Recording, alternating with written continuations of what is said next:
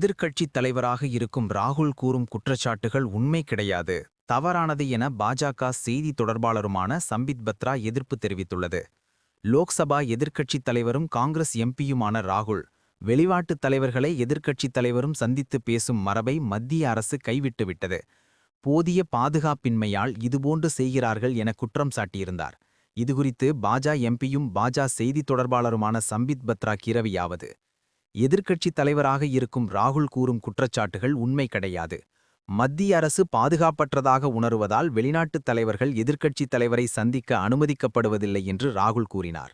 ராகுலால் அரசு ஏன் பாதுகாப்பற்றதாக இருக்க வேண்டும்? எதிர்க்கட்சித் தலைவர் என்ற முறையில் ராகுல் இன்று தெரிவித்த கருத்துக்கள் பொருத்தமற்றவை. இன்று இந்தியா உலக பொருளாதாரத்தில் முக்கியமான ஒன்றாக மாறியுள்ளது.